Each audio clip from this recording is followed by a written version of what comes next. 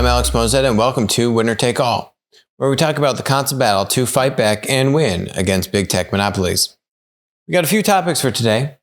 First two are actually around a somewhat similar theme, which is we're kind of in the second inning, or the second phase of the topic, of the theme. The first theme being platform wars and how governments are taking regulatory and legislative action to rein in the power of the tech monopolies. And so we've now kind of seen the first bout of this. We're not in the first round anymore. So what's happening with that? We've got an update looking at South Korea and Google, which I think is an interesting example to speak to the broader trend and theme. The second example, the second theme on the second phase is looking at autonomous cars. Big fundraise out of this company called Nuro, raising $600 million, now worth over $8 billion. Company still is in the, prototyping stages, not commercially ready to launch, that's for sure. $8 billion plus company. The second phase of autonomous cars, is it really here this time?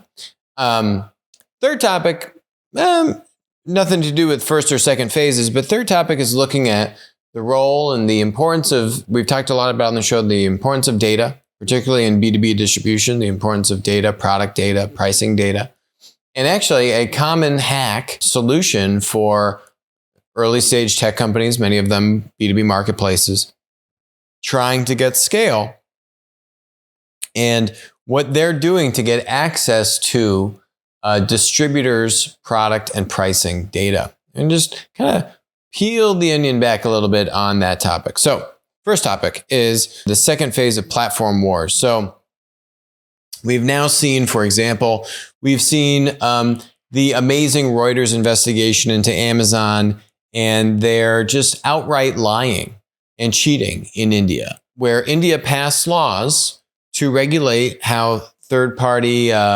American-controlled marketplaces in India operate, not being able to operate both 1P and 3P. Amazon read the law and then just subverted it entirely and went right around it. Now we've seen Google and Facebook and how they've complied with the Australian law to be more equitable and pay fairer sums of money to the media companies that Google and Facebook were just taking the news and had all the leverage, and we're not paying appropriate sums of compensation to the media companies. So the Australian government stepped in, passed a law. Google bluffed and threatened to leave the continent of Australia, which I called on Bloomberg in Australia, Bloomberg show in Australia. Check the tape. I said, Sundar does not have the conviction to go through with this threat. This is a bluff. Call it. Australia called it. Sundar caved. And then that brought Facebook to the plate. If Google was caving, then Facebook couldn't, hold their own and let Google still play and Facebook not. So we've now seen, and we've covered it on the show, Google and Facebook and how they have been striking agreements with media companies, but not all, and how that's played out. Now, third iteration, most recent iteration of this is what's going on with Google and the App Store, the Android Google Play Store in South Korea. South Korea passed a law that was trying to allow apps to use third-party payment solutions, all with an eye to break Google's grip on controlling payments and charging high commissions for developers when doing in-app purchases, right? So now we've seen that law come out. It's come from the Korean government. And now you see how the tech monopoly responds. And they are very sly and very sharp, as you would imagine. And so what they've done is actually implemented a solution which complies with the law. It says, here you go, app developer, you can use a third-party payment provider. You can see an example of it here. Choose how to check out, use Google Play or use, another third-party, payment app. But then they say, well, so we are going to bifurcate out our fee structure, right? That was the other thing that South Korean government was trying to get at is, hey, Google, we don't think you should be charging all these fees on in-app purchases and all this kind of stuff, right? We've seen a bunch of things going on in the US in terms of App Store fees and Epic versus Apple and all these things. So what Google's solution was, they said, okay, we will reduce the developer's service fee by 4%. For example, the vast majority of developers who pay 15% for transactions through Google Play's billing system, their service fees for transactions through the alternate billing system would be 11%.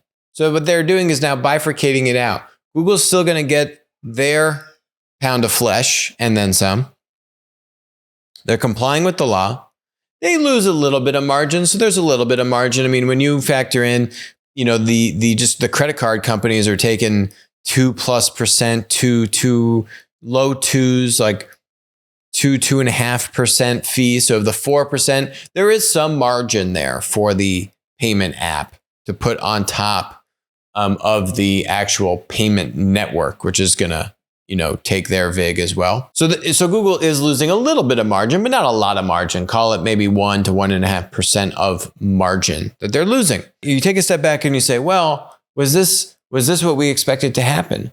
And, is this actually working? And the answer is it's absolutely working. The answer is we need to keep doing this. We being the governments, we being individual users and consumers, to rein in big tech. Every little thing that we do works and helps and will ultimately make us successful in the battle to rein in the big tech monopolies. It is a series of seemingly small cuts. Those cuts add up, and eventually you draw some blood. This is taking Google's time and attention.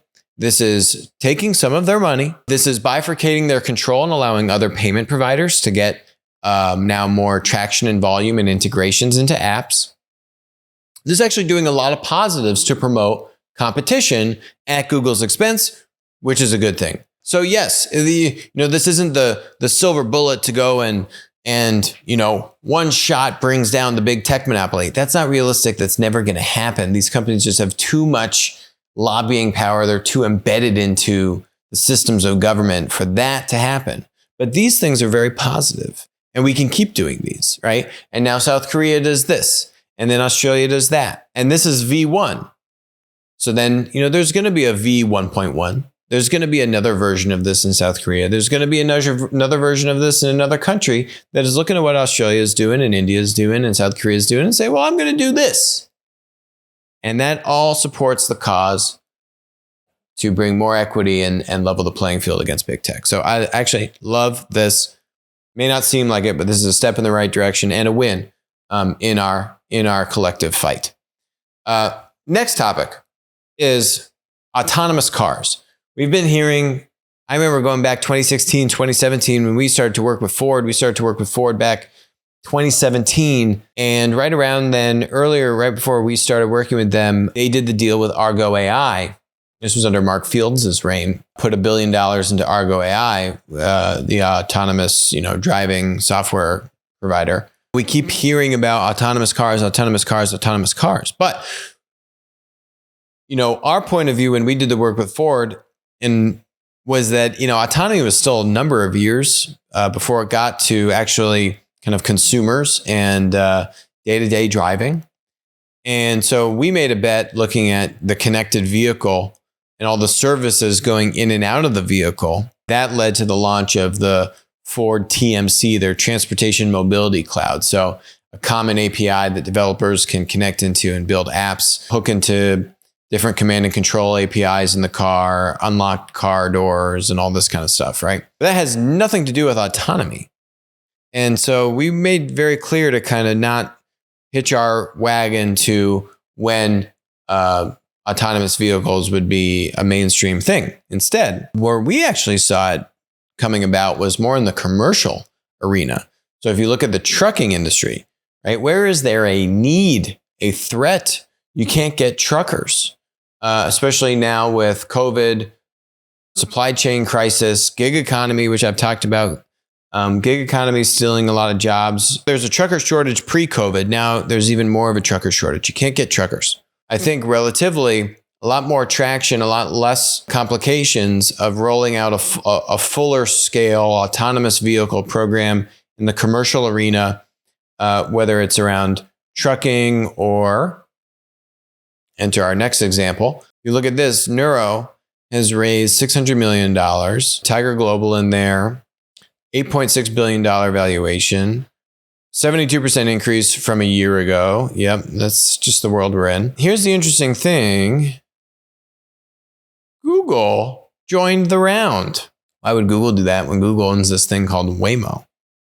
Well, interestingly enough, because it's Google Cloud leading the charge. Tom Kurian, Larry Ellison, founder of Oracle, his right-hand man who left Oracle to then go run Google Cloud and has been doing a bunch of acquisitions, spending a bunch of money to try and make Google Cloud, closer to Microsoft Azure, and still pretty far away from AWS.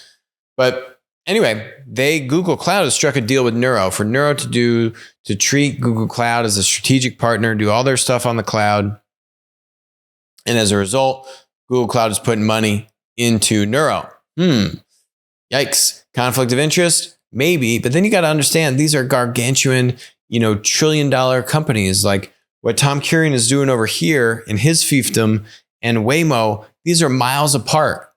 Tom Kurian's doing this deal, doesn't care what the Waymo people, obviously they're probably not too happy about it, but he doesn't care about them. And he has the authority to write a check if he so pleases, because Nuro is going to give them all their business and help them now have a landmark client so they can go build out all this Google Cloud capability in the world of autonomous driving, which clearly that's really the bigger thing that Google is making a bet on, is we want to develop the cloud capability to support all the autonomous vehicles and all the needs that they have.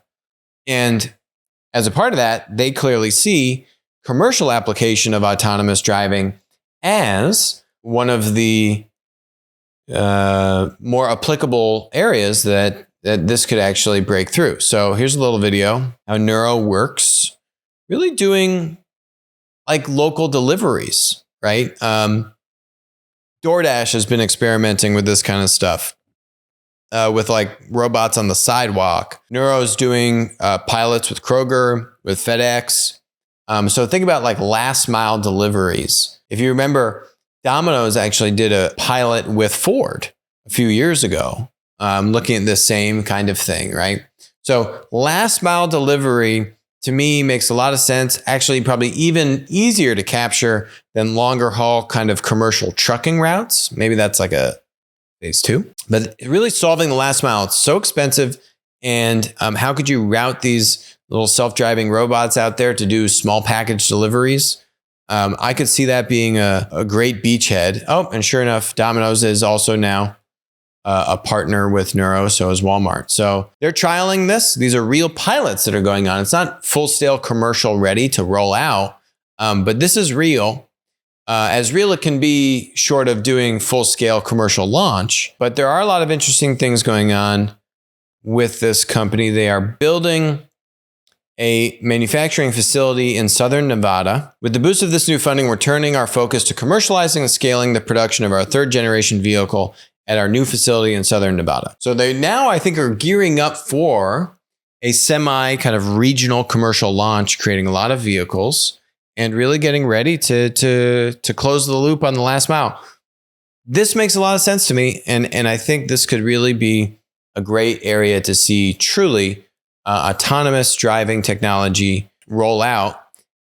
Excuse the pun, but this is more than just software, right? This is an actual vehicle that they are creating. Right? This isn't just software. Look at this thing. This is an end-to-end vehicle that they're producing and doing in southern Nevada, which I love. Last topic is, we talk a lot about how important data is for really any company, a marketplace company, but particularly for B2B distributors. B2B distributors put a lot of emphasis on their data, product catalog data.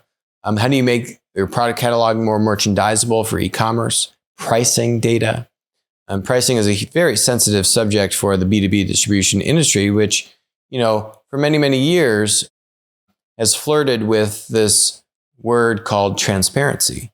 And what's very interesting is if you look at a lot of the tech companies, many of them marketplaces in different verticals of B2B distribution, they actually have a very good, what I would call hacks to get access to data, which a classical large enterprise distributor would be most likely very reticent to take those kinds of risks. I'm going to give you a couple examples about what I mean. So we've covered this company Vetco a few times on the show. We've covered how Chewy just recently has filed a lawsuit against Vetco for subverting and redirecting Chewy customers to elsewhere, like Covetrus. Whether or not that's true is another story. But here's the interesting thing about a Vetco. Vetco is in our top 10 list of B2B marketplaces out of our top 50 ranking. Vetco is top 10. If you go to Vetco's website, here you go. Purchasing for your vet hospital, shop every supplier at once. What is one of the brass tacks apps and products that these marketplaces do? Many of them offer a pricing comparison tool. So if you are a business customer, like in this case, a veterinarian hospital or a vet, or if you are, let's look at this company in the dental supply space, Zen Supplies, and you want to do a price comparison, right? Very, very often, if you are a distributor and you want to win over a business's, business customers' volumes, you'll say, hey, give me your invoices and I will do a price comparison with you. And I'll do a price comparison. I'll show you how much money we can save you by using us as your distributor rather than the competitor. What these tech companies are doing, many of them in many different verticals, is doing that, but on steroids, and saying, hey, don't just give me your invoices, just give me your logins for your different distributor accounts. And then what they do is they go look at your purchasing history. Not only do they look at your purchasing history, they scrub and they crawl all the data that distributor makes available behind their portal. Yes, it's behind a portal. It's behind a login. But these business customers are giving that to the price comparison apps, which then the price comparison app conveniently has a marketplace behind it to sell you all the stuff cheaper than you're getting from your distributors. And you may be working with multiple distributors. So they make it really easy for you to just log in, give me your login and password, boom, now I'm in.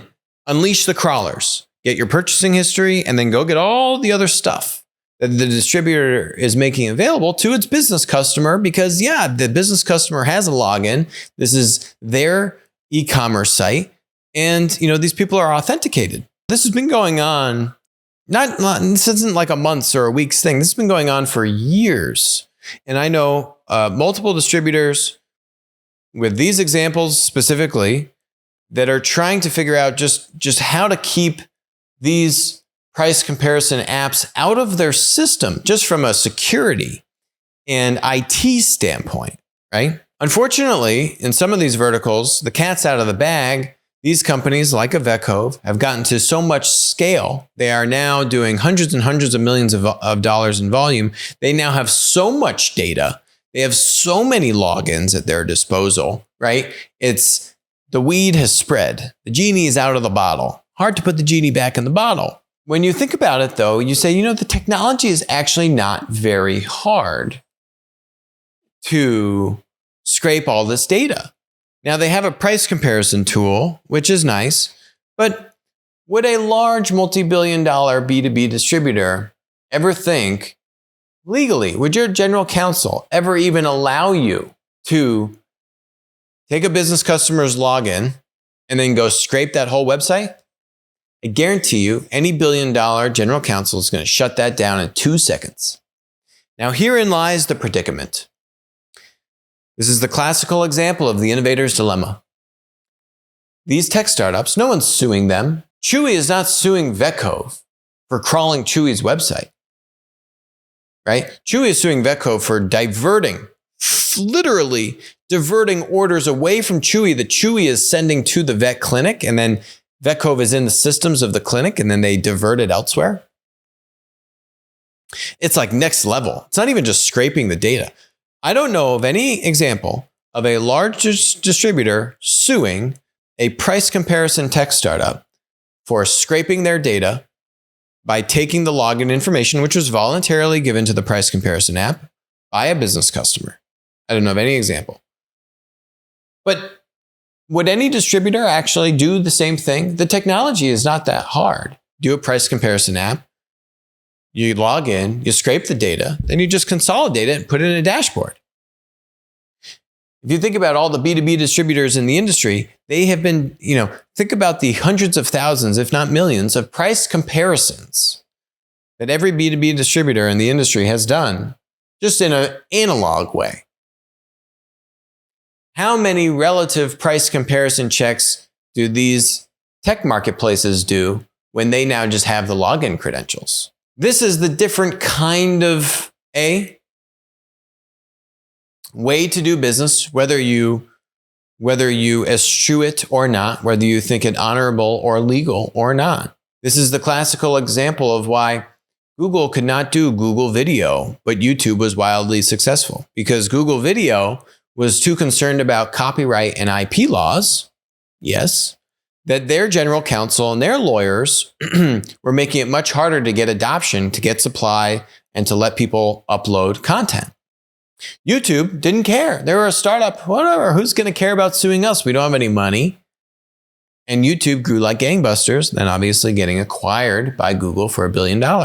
And that is the predicament that large enterprises, whether a distributor or not, have, which is how do you get that scale if you really are trying to innovate and embrace new digital business models?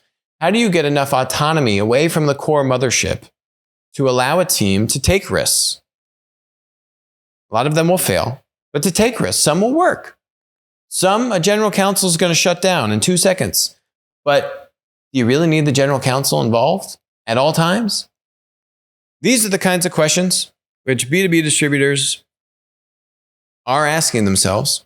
I'm merely posing some of the questions, but this is a classical hack. It's a hack, and it's working, and it's still working. And these companies are still not shut out of, I know, many distributors' e-commerce sites. And that's a problem. So that's it for us today on Winner Take All, and I will talk to you soon. Thank you for joining.